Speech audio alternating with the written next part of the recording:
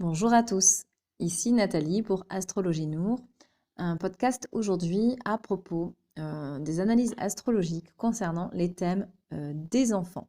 Alors quand je parle d'enfants, ça va du bébé au bambin, en passant par l'enfant et l'adolescent.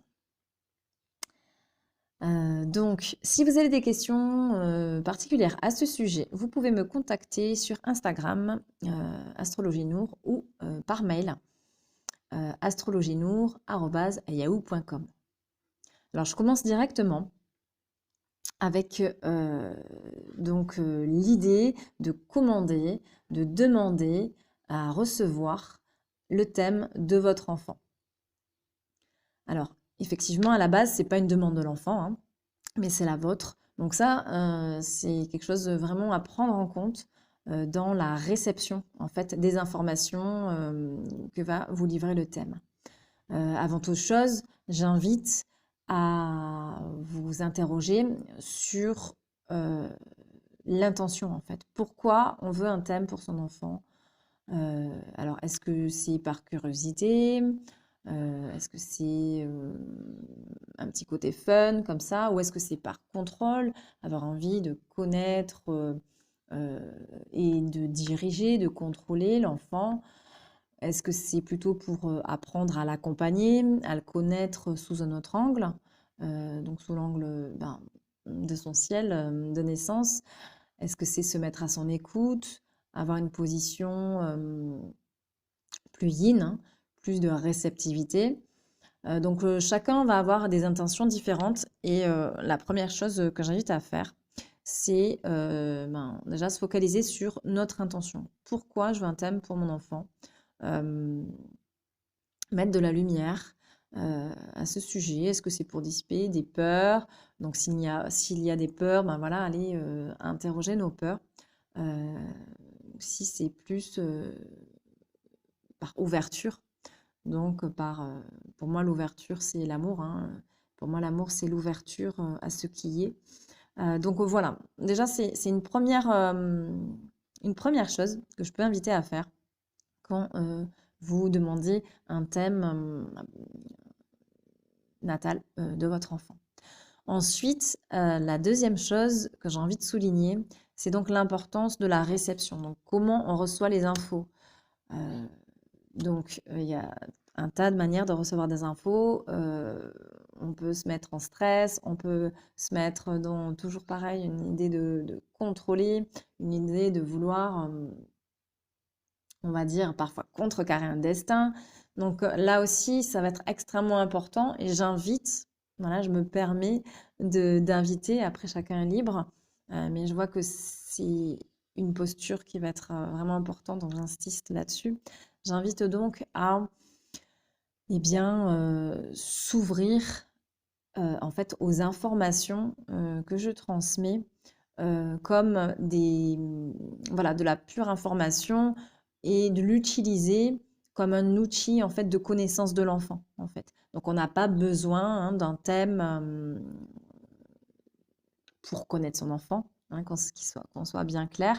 Après, selon les enfants d'ailleurs et selon l'énergie de l'enfant, parfois on peut avoir plus d'accès hein, au monde de l'enfant. Et d'ailleurs, si on a plusieurs enfants, on peut avoir plus facilement accès au monde d'un enfant plutôt que d'un autre. Donc tout ça, c'est voilà, hein, en lien avec notre propre énergie et donc notre propre thème hein, aussi. Et ça va dépendre aussi de l'énergie de l'enfant et donc de son propre thème. Et du coup, ça peut être aussi intéressant de faire une analyse, on va dire, parent-enfant, hein, où on va travailler sur la synastrie. La synastrie, c'est quand on va analyser, on va dire, notre thème à nous, euh, qui va en fait, comment dire, se calquer en filigrane sur le thème de l'enfant et on va voir en fait les influences de l'un sur l'autre. Donc ça va être vraiment intéressant. Il y a aussi le thème composite. Le thème composite, ça va être de faire un seul thème de deux thèmes. Donc on fusionne en fait les deux thèmes pour regarder en fait le thème de la relation qu'on a avec notre enfant. Donc ça peut être aussi un outil supplémentaire pour faire la lumière, en fait, notamment sur la relation qu'on peut avoir à notre enfant, les aspects karmiques qu'on a particulièrement avec cet enfant-là. Donc ça peut aussi apporter beaucoup, beaucoup d'infos. Donc je reviens à l'analyse du thème de l'enfant en lui-même. Donc oui, voilà, moi ce que je peux vous inviter à faire, c'est l'utiliser vraiment comme un outil de connaissance différent. Voilà, on apprend à connaître notre enfant en partageant du temps avec lui, en échangeant, etc., etc. Et voilà, le thème va pouvoir apporter d'autres infos d'une autre manière en fait. C'est un plus en fait. Je le considère comme un plus. Donc en quoi ça peut être un plus? Ça peut aider notamment l'enfant au niveau de ses apprentissages. Alors moi je trouve ça vraiment intéressant. Parce que bon, moi j'ai été professeur en fait, et j'ai bien remarqué que chaque enfant a, on va dire, des manières d'apprendre différentes, une manière différente de mémoriser. Euh, et du coup, quand on fait le thème d'enfant, on peut voir tout ça, notamment au niveau des aspects de Mercure. Mercure est une planète qui va parler notamment de la mémoire, de la communication, de la façon de s'exprimer et des apprentissages. Donc, quand on a un Mercure en poisson, par exemple, donc un Mercure dans l'eau, poisson qui fait émaner l'énergie de Neptune, et qui va être carré, par exemple, à Neptune, on va avoir un enfant qui va être très éponge et qui va peut-être manquer parfois de structure, sauf si dans le reste du thème, on a des aspects qui contrecarrent ceci. Un enfant très sensible et qui va même être peut-être, entre guillemets, trop sensible et qui va capter autour de lui des informations et qui va avoir tendance à capter par, comment dire, comme une éponge en fait, en s'imbibant, donc au niveau de ses sens.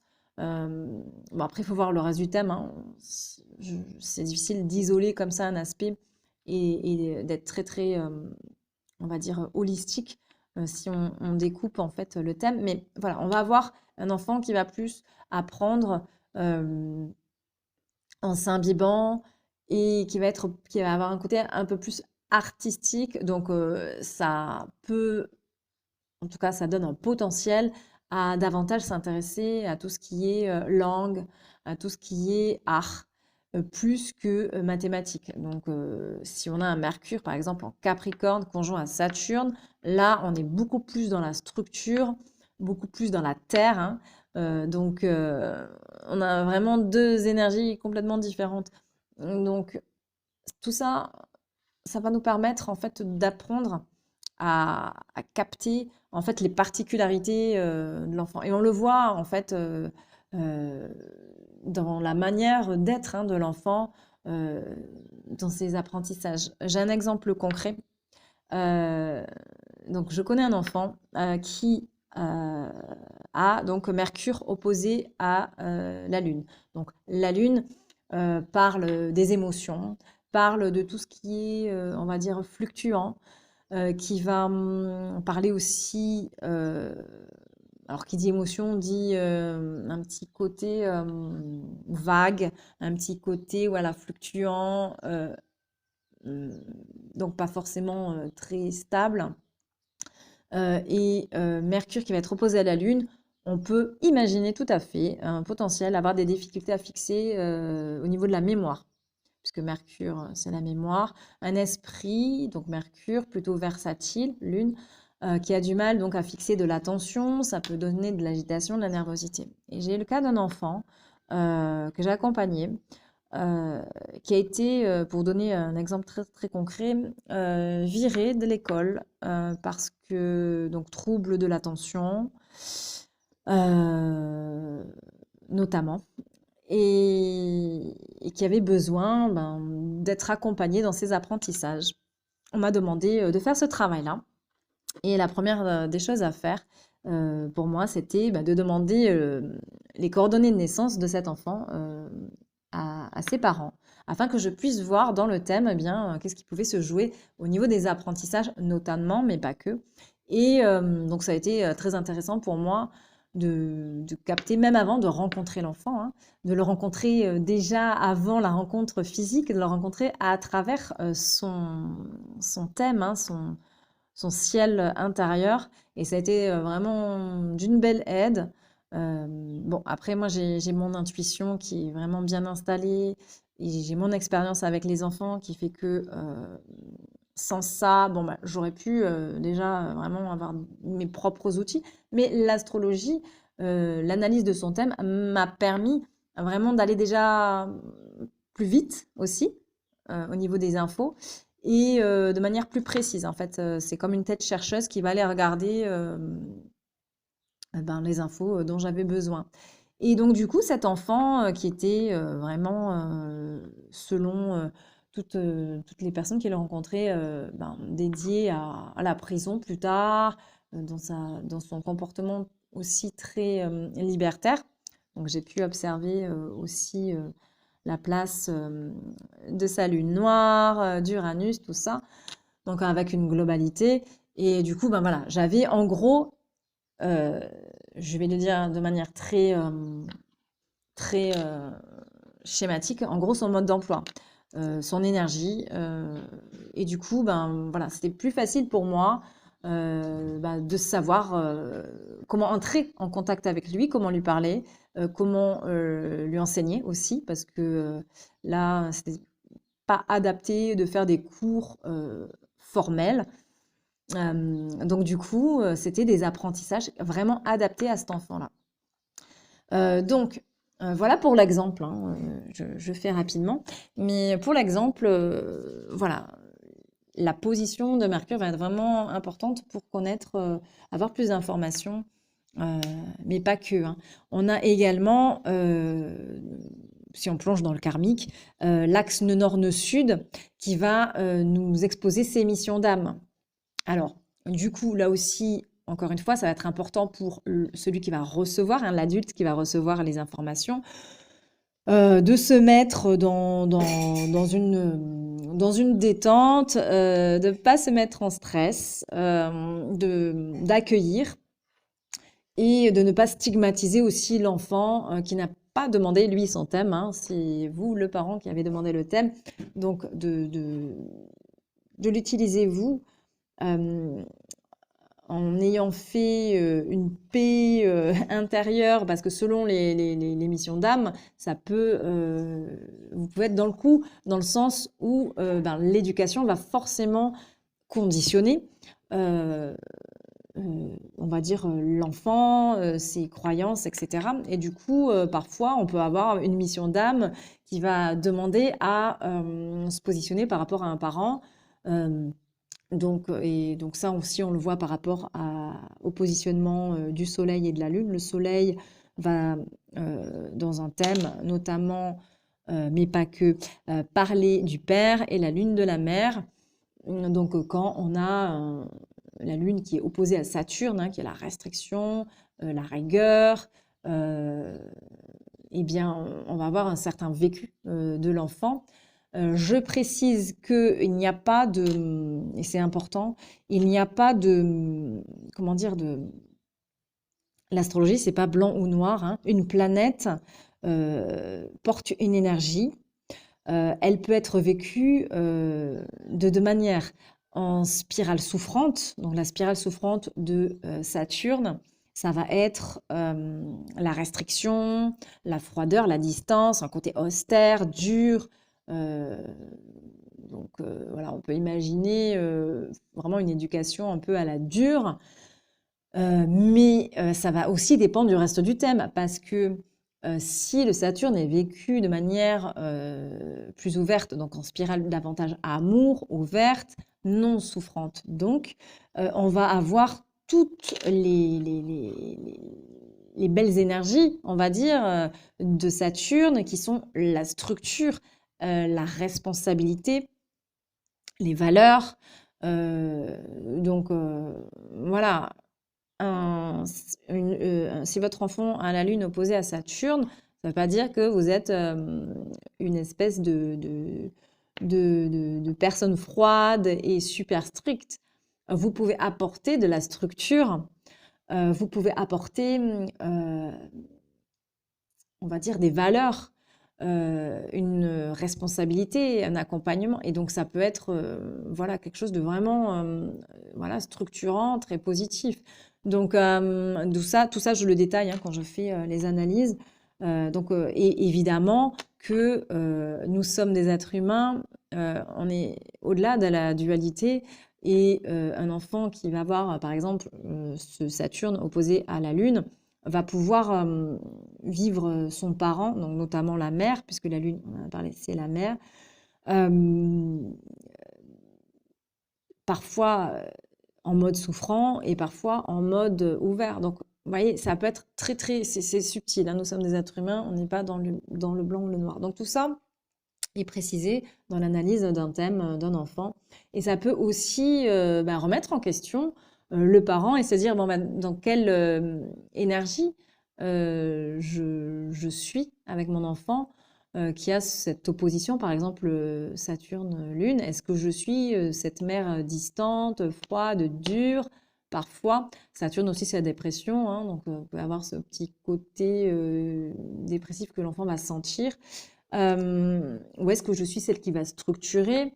Est-ce que je suis celle qui va accompagner, avoir un peu le rôle d'un père quelque part, parce que Saturne, c'est la structure, ça a un peu l'énergie du père, l'archétype, j'entends. Du coup, ça va permettre aux parents aussi d'apprendre à se connaître. Donc ça, c'est très intéressant également dans son rôle de parent et de choisir aussi, puisqu'on a ce libre arbitre de vivre comment on va vivre notre énergie saturnienne dans la relation à notre enfant.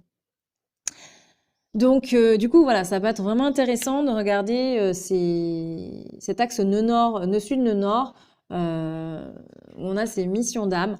On peut accompagner l'enfant et l'encourager quand il est prêt quand vous sentez des prémices de cette mission d'âme qui s'exprime dans sa vie à travers ses actes, sa manière de réagir, etc. On peut l'accompagner. Je prends l'image du papillon dans sa chrysalide. Imaginons, vous connaissez ses missions d'âme et vous voulez vite l'encourager à prendre ce chemin-là alors qu'il n'est pas prêt, il est encore dans sa chrysalide. Vous allez essayer d'ouvrir la chrysalide, donc faire un peu du forcing et d'anticiper, on va dire, son évolution. Alors que se passe-t-il quand on va vouloir aider, donc c'est des intentions, on va dire, qui sont bienveillantes, donc aider. On va aider le papillon à sortir de sa chrysalide. Qu'est-ce qu'on fait? On ouvre la chrysalide et le papillon est dehors. Ok, mais le problème, c'est qu'il avait en fait à apprendre à se déployer par lui-même, à briser cette chrysalide. Et le fait de sortir de sa chrysalide, ça va lui permettre d'enclencher en fait d'autres processus physiologiques pour la suite. Et on peut voir que quelqu'un qui va aider un papillon à sortir de sa chrysalide quand c'est pas l'heure, quand il ne fait pas par lui-même, et bien des gros dégâts, jusqu'à même parfois la mort du papillon. Donc, toujours bien rester à notre place de parents, d'accompagnateurs. On ne va pas tirer sur la salade pour qu'elle pousse plus vite.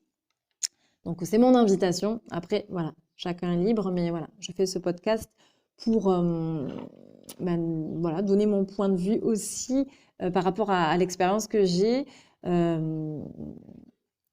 Et donc, libre à tous de sentir ce qui résonne juste en vous ou pas.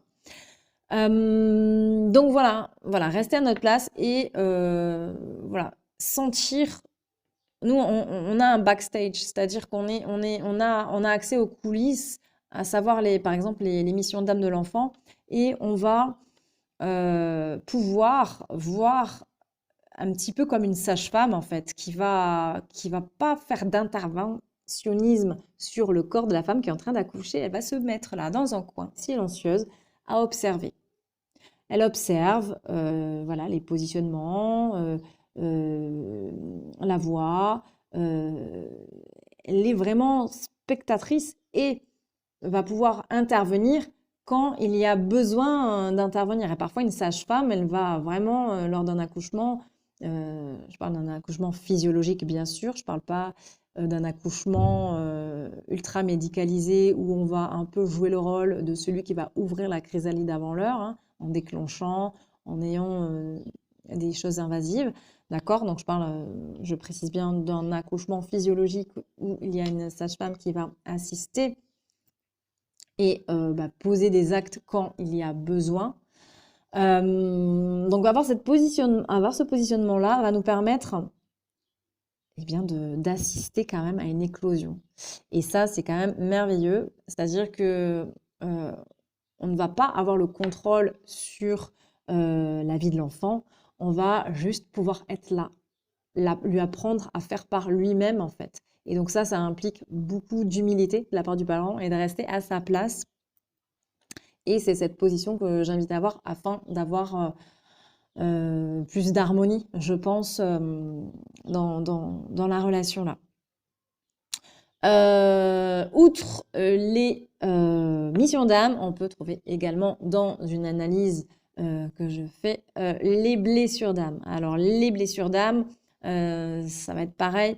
On va pouvoir deviner, même parfois, hein, quand c'est des thèmes de bébé, imaginer, voir un potentiel d'expérience qu'il pourrait avoir, sachant que tout ce qui est mission d'âme, blessure d'âme, donc c'est l'analyse karmique, hein, on a accès au type d'ancienne vie. Alors je mets ancienne entre guillemets, voilà, pour faire simple. Donc on a accès aux expériences d'ancienne vie. Donc ça va nous permettre aussi de comprendre aussi des réactivités particulières de l'enfant, certaines peurs aussi, hein. Je connais un enfant qui a très peur d'être enfermé, d'être bloqué dans une pièce, alors que d'autres enfants, ça leur passe au-dessus de la tête. Et cet enfant, voilà, quand on va voir au niveau karmique ce qui a pu se passer, voilà, on comprend de suite pourquoi. Et du coup, ça peut vraiment aider déjà le parent à comprendre, hein.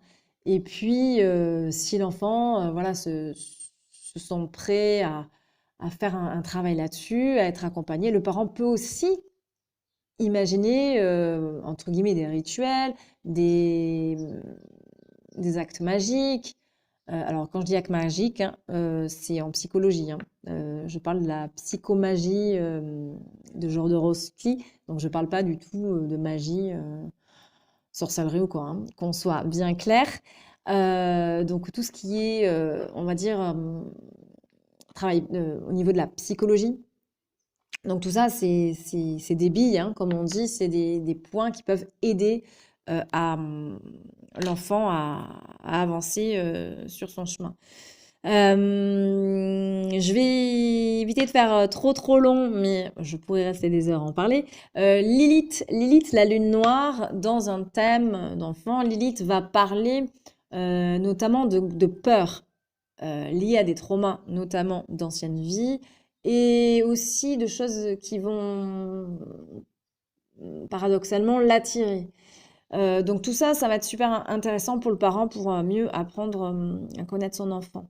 Je vais essayer de faire un podcast court, donc je termine. Si vous avez des questions, vous n'hésitez pas à me contacter. Et j'ai envie de terminer en disant que finalement, ce qui me paraît le plus important, c'est, et je le répète parce que c'est tellement essentiel, c'est la réception du parent. Apprendre à ne pas stigmatiser l'enfant.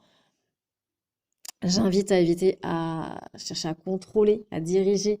J'invite à rester à notre place avec ce background qu'on va avoir pour mieux le comprendre, s'ouvrir à la nature de notre enfant, c'est-à-dire finalement arriver à l'aimer davantage, tout simplement.